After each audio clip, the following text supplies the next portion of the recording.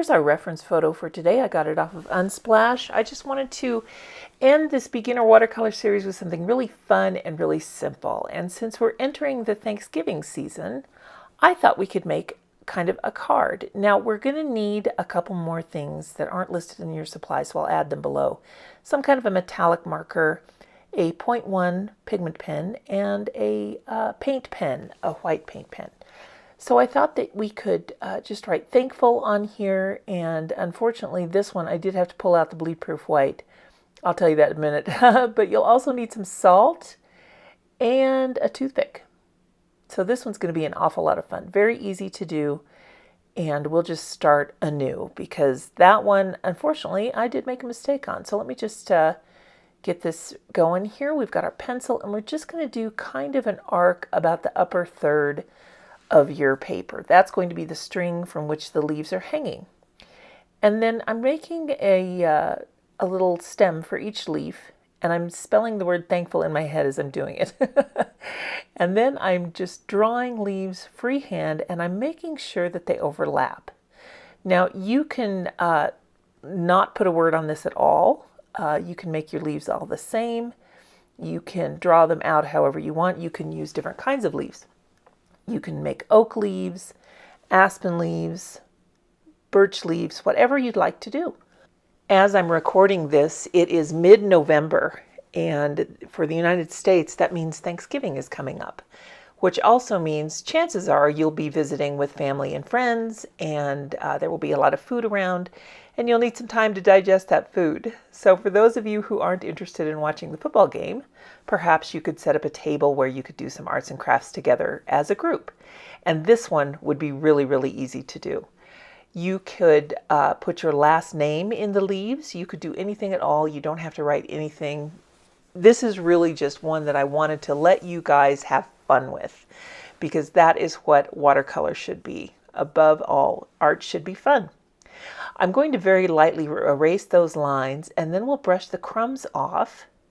By the way, this paper that I'm using is Paul Rubens. It's 5x7 cold press, 100% cotton, and so are the paints. They are the Paul Rubens paints.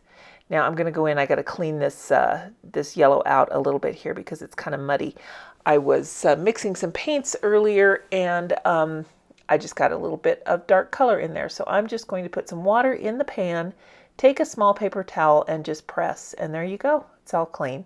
So that's a good way for you to know if your paints do get contaminated, because it's pretty easy to do once you get going.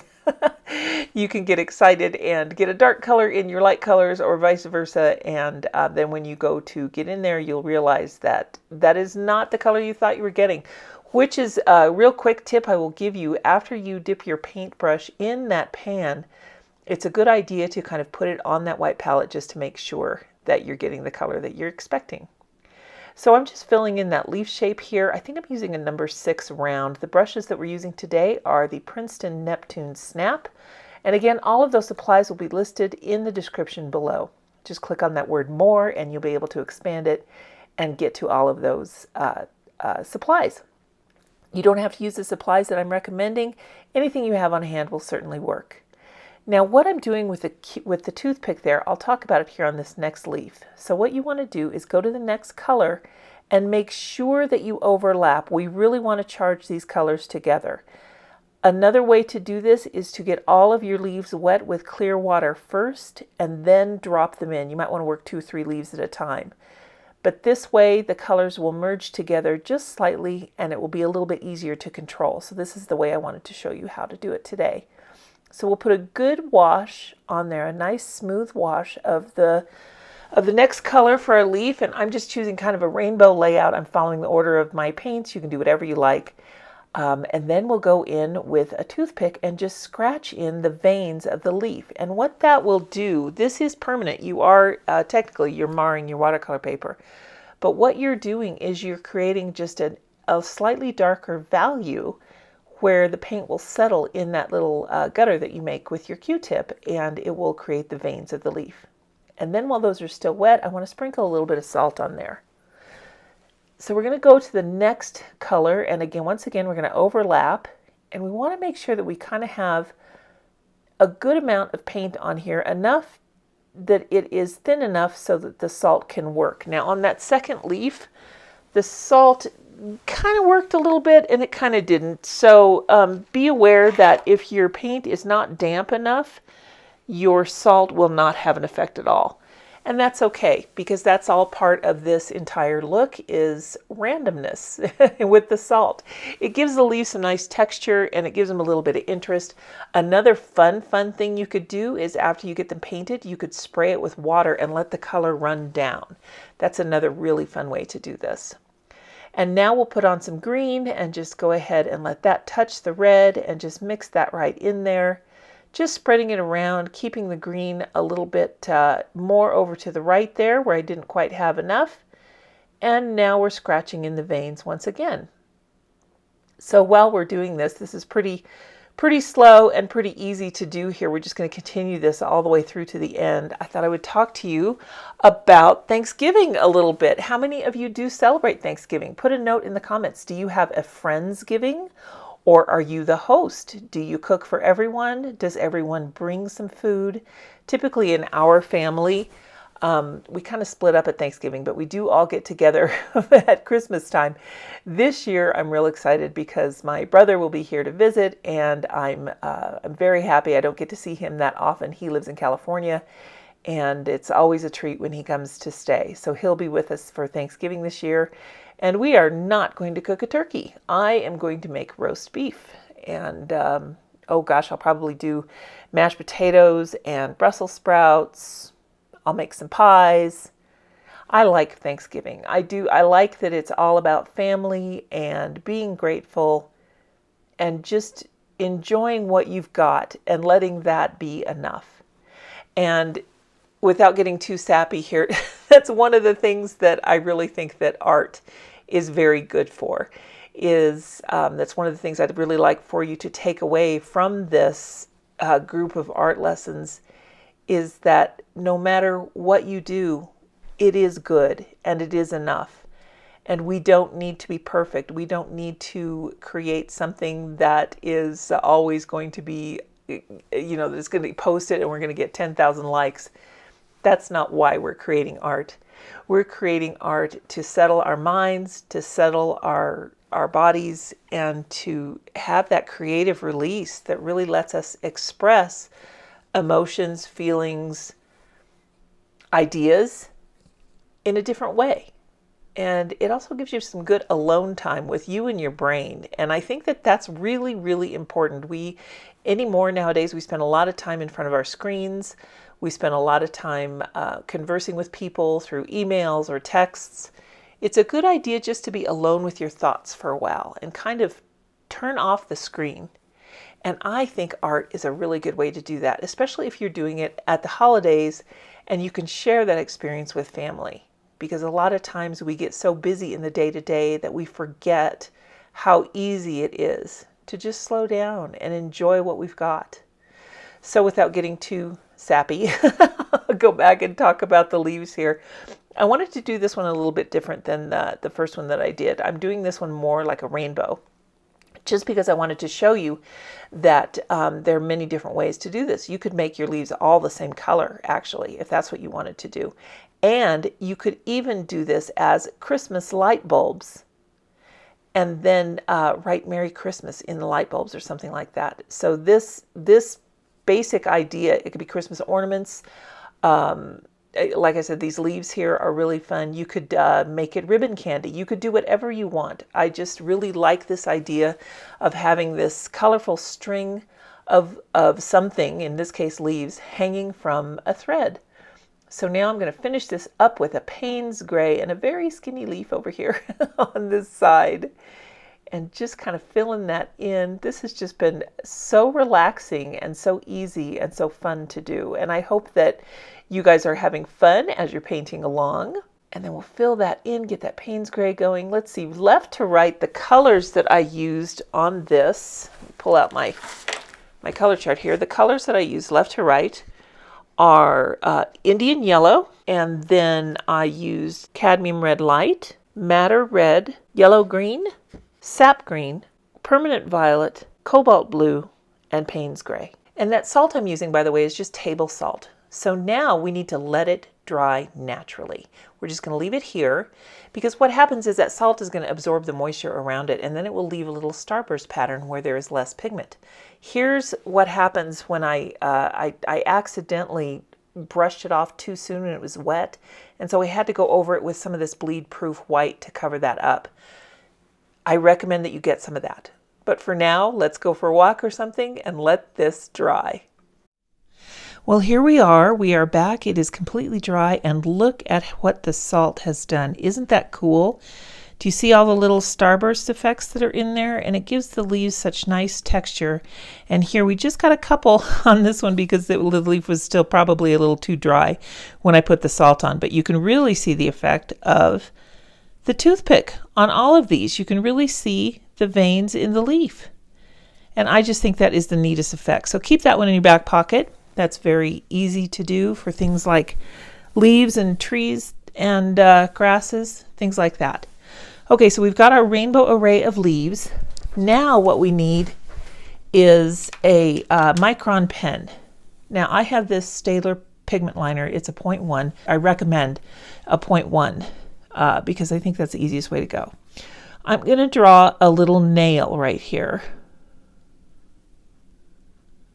like that. And I'll draw another one up here, like that. And now I'm going to do just kind of a loose bow where it's tied on, and then a little string hanging down. Okay, same thing over here, a very loose bow, the tails, and then this string hanging down. So that's the ends hanging down. Now we're going to connect this. We'll put our line of the string in first. There we are. And now we've got our stems to draw. Now let's keep in mind that some of these leaves are in front and behind. So starting with this one, let's start. This is probably a real easy one to do. I think I'm going to put the second one more behind this third one here, and we'll keep this first one in front. So let me show you what I mean. We'll go around here. And this outlining, you don't want to be exactly exact. You just want it to be sorta, kinda. Okay? And now put another bow on this, and your bow can go any direction at all. So now we've established that this leaf is in front of this one, and this one's going to be behind both of these. So let's do that. And let's see, I've got this one, the little stem piece pointing that way. I'll make this one kind of curved and pointing the opposite direction. The bow. There we are. And let's see, we'll do the stem on this one first. I'll come around in the front here. And I think I might put that green in front this time. A bow. Here's another stem.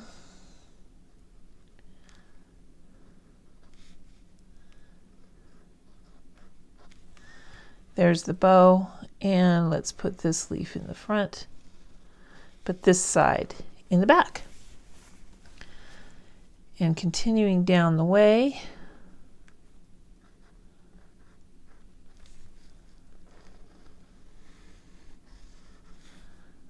make the purple definitely in front.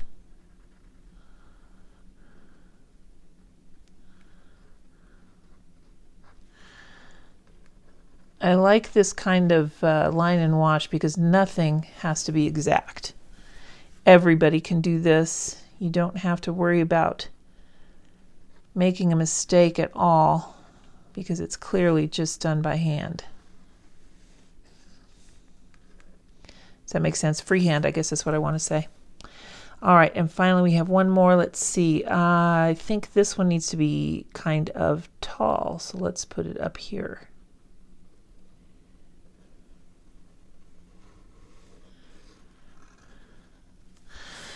There we go. So now we've got that all lined out. And then the word that I want to put on here is thankful. You could also do grateful. Like I said, you could do just enough for your last name, a first name, whatever you want to do. You could write peace, joy, however you want to fill this out. It's completely up to you. Use this for a springboard for whatever you want to do to make it yours. So, but I'm going to write thankful. So let's do this in all small letters this time.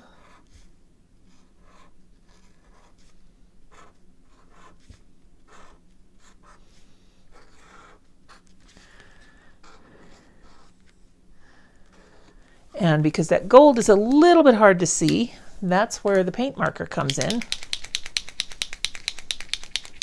And this one is a fine point. You can use any width that you want. This one, is it 0.7? And I'm just outlining the letters. I'll zoom in here on the H so that you can see. And I'm not really touching it. I'm not being real exact. I'm just going around it. Here's the A.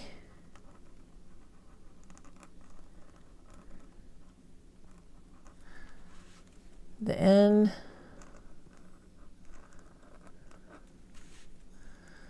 The K.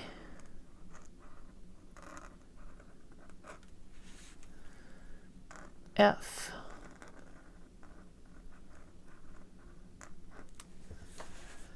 U. On these darker leaves, that really helps it stand out. And then finally the L. And let me zoom out so that you can read the whole word. Thankful. There you go. And then all you have to do is sign it.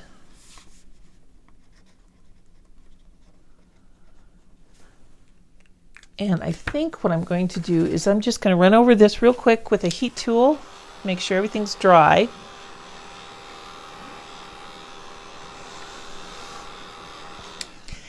And then I want to erase any extra lines that I may have up here.